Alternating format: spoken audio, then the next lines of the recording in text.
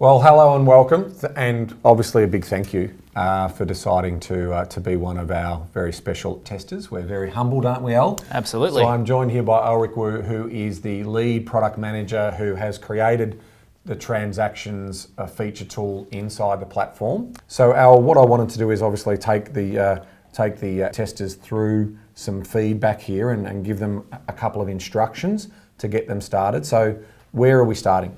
To get started with transactions, you want to firstly make sure that you have your financial cards already set up in the platform. Importantly, you'll want to make sure that you have your bank accounts and credit cards already set up so that you can load the appropriate transaction records into the right area. From there, you want to navigate to My Money transaction feed on the left, and up the top here, you want to navigate to Import via CSV. From here, there's a quick start guide over the top here where you'll be able to understand how to import your data. But what you really want to do is make sure that you have a single CSV file per bank account that you want to upload to. So in this instance, I'm going to upload a credit card with a transaction statement between July and August 2025, and I'll be using the Smart Import feature. This will allow our intelligent Opti AI to automatically sort and extract your raw CSV data initially. From here, we'll go ahead and hit Process File. This process doesn't take too long, but it will take longer depending on the size of your file and the number of transactions that you've got in place. In this particular one here, I've got about 500 or so transactions, maybe a little bit less, maybe about 400. And what it's going to do first is it's going to extract the information into the platform. And what it'll do now is it'll give me a preview of what's going to be imported first. So you can see here that it's got all the transaction date, the description, and the amount on each of those particular transaction records. I can also page through and review some of these in case they've come through incorrectly. And from there, what I can do is I'll just hit the import button. Now what you can see here is there's 3 tabs at the top of the transactions area: an unallocated, allocated, and ignored tab. Now in the unallocated area, you can see everything that's now been populated. And initially what Opti is going to do, it's going to present you with an option to basically create something called Opti AI rules. What Opti has basically done is it's basically looked at your transactions and it's grouped them into particular expense groups, such as vehicle and transport expenses, education, etc., based on your financial cards. Within here, you'll see an allocation rule, which is basically, in this example above here, whenever there's a fuel financial card, when the merchant is any of these particular merchants, then it will automatically classify those particular transactions into this particular card. I can also expand on these details to see a little bit further around these particular transactions and these merchants, just to double check that they're correct. And I can move the incorrect ones out if I need to. So let's say, for example, this 7-Eleven one over here. This one I know that I don't actually use for fuel, but I actually use for dining out and takeaway food. So what I can do over here is I can go ahead and basically select dining out and takeaway food. What you can see that it's now removed that particular merchant 7-Eleven from the fuel area. Now, if I navigate down to the dining out and takeaway food, which is going to be under the living and lifestyle area, what you'll see there is I've now also got 7-Eleven in that particular card allocation from here. Now, let's say, for example, I want to do a few more and I want to do a few more in bulk. So let's see if there's anything in here that's not necessarily correct. These ones all look like they might be okay. So you can see that AI has done a pretty good job of automatically categorizing these in the initial outset. But let's say, for example, there is something in here that shouldn't be where it needs to be. Okay, here we go, bank fees. Now, let's say, for example, these two I know are not actually bank fees. They're actually something else. What I can do is I can go ahead and I can just go ahead and delete, let's say, Lyco Capital and Jarrong Investments from there. And then if I know for a fact that some of these, as an example, are also food, then they can indeed be categorized there instead. So I'll do that in a bulk method as well. What you can see is I can select a few of these options over here. And let's say, for example, I know that this one's going to be food.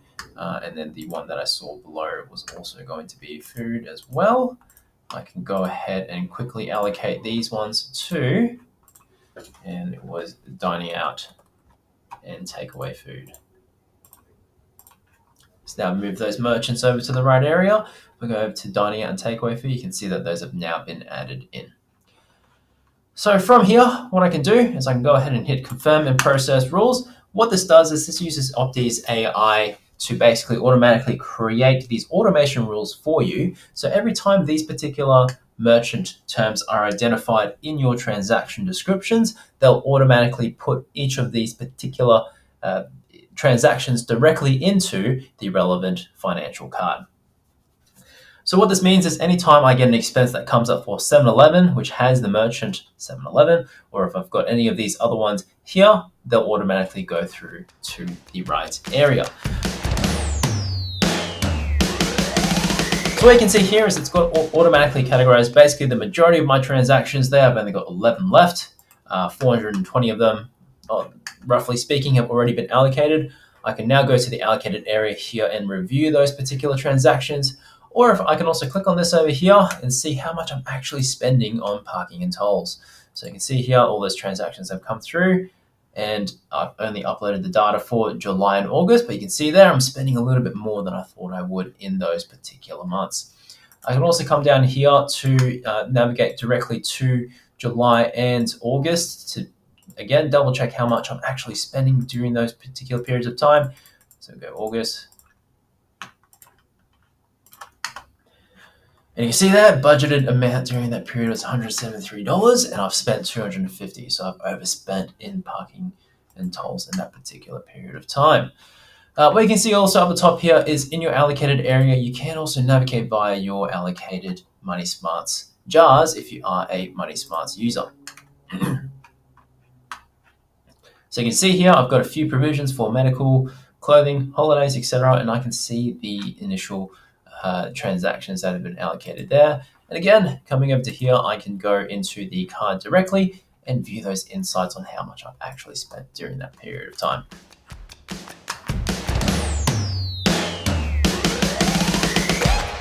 Now, if I want to go ahead and view my automation manager and have a look at the rules that I've set up in the past, you can see that going through here, you can see all the rules that have automatically been created, as well as any other additional custom rules that I've got in place.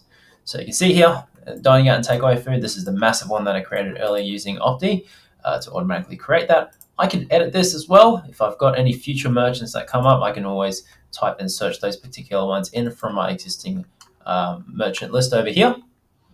And I can always, as well, go ahead and create custom rules. So this is particularly useful in the case of if I've got a particular, let's say a credit card as an example, that my wife uses and she shops at particular stores, I can set additional conditions to recognize that, when these particular terms come up, or if there's a particular, source account that's referring to, that those particular transactions can be really fine-tuned and customized so that they don't get mixed up with some of the other rules that are in place over here.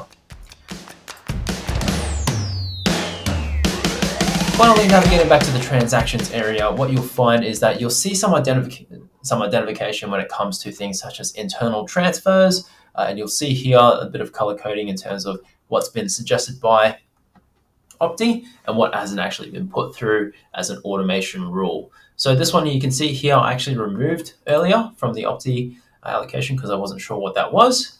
And this one over here, UE, hasn't actually been identified as, has been automatically identified as a possible vehicle insurance, but it could be something else because UE as an insurance dealer does quite a number of different types of insurance.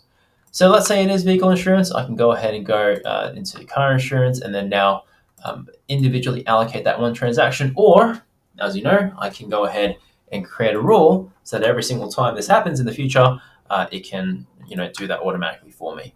Alternatively, I can choose to do something called review transaction before processing a rule. What that will do is that every single time this particular transaction or this particular merchant comes up in accordance to the rule that I've set out, which is again over here, allocate to car insurance, every time the merchant equals UE, which is again this field over here, I want to review the transaction to make sure that it is in the right area that it's supposed to be. So here you can see here, I can go ahead and quickly hit confirm, or if I need to, I can either edit the rule or edit the individual transaction itself to set it to another allocation. Finally, with transfers, what you're going to want to do is you're going to make sure that these are really internal transfers from one account to another. So what you want to do here is to make sure that you've got the additional source account here. So as an example, this phone internet transfer from this account over here. What I want to do is make sure that that particular account is also loaded in. And then once the matching transaction has been placed through, so this is going to be plus $20,000 into this account, but minus $20,000 from a previous account from a different account. Once you've got those two additional transactions matched, what you'll find is that you'll be able to see the matching transactions in here, and then this particular button will change to green to allow you to match those two together. Let's talk about, again, some additional custom rules. So you can see here, I've got Ready Express, which is typically going to be one for fueling up. Now, I do have additional functionality in here to set up conditions and rules that are not necessarily relating to the merchant. So if I want it to be a condition around the name or the transaction description itself, I can do that. And that itself is going to be a custom rule. Initially, what I'd suggest doing is when you're setting up these custom rules, do set up a review first so that you can double check it's in the right area before processing it. Now you can see that that's looking correct. What I can do is go in here and basically say, yep, I'm all happy with that. Let's go ahead and run that as an automatically allocate rule from here on in. Last thing over here, we've got the Opti rules. As you got new transactions coming through, what you can do is you can visit this area over here and you can always review your previous transactions and the merchants that have been allocated, so you can move them around to affect new transactions that are coming in.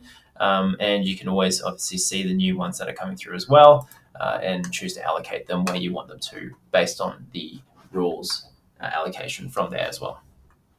That's it for the transaction summary. So thanks very much, and shoot out if you have any questions. Now, I also, part of the feedback, we did a deep dive, himself, me and James, the other night. And what was really great about that is when I was telling you the story about that, what if I use 7-Eleven for a couple of different examples where once a week roughly I'll go up and buy some sandwiches from 7-Eleven here in North Melbourne, but other times I might call in and get some petrol or diesel in the car. And so that's potentially where, there might be some conflicting allocations to the different cards for the different transactions. So I'm hoping that you'll have some of those examples. And then what we want to hear back from you is, so how did you set it up? Did you automate it, or did you set that up as a review first so you can always make sure that you're allocating, in my case, the sandwiches to dining and takeout versus obviously the petrol to fuel, as an example, to the fuel card. So there is that's the sort of, as you get into those nuances, that's the type of feedback we want from you. And once we get that scaled feedback, we have more to add to transactions from an AI point of view. And our dream is for all future users who come on, that a lot of this work will magically happen in the background for them. But you are absolutely vital in terms of giving us that feedback to allowing us to be able to do that. Any final words from you? No, I'm very much looking forward to hearing how everything's going for you all in terms of the feedback, and I look forward to speaking with you as well. Yeah, and obviously, any great feedback, also the positive stuff as well as the improvement stuff is also good. It's a grind, we're dealing literally with millions and millions of transactions here. And so there's a lot of work that goes behind the scenes from our product team and obviously our amazing programmers as well, who build out these amazing features and tools inside the platform. Okay, well, over to you. All the best with it, and we look forward to receiving the feedback.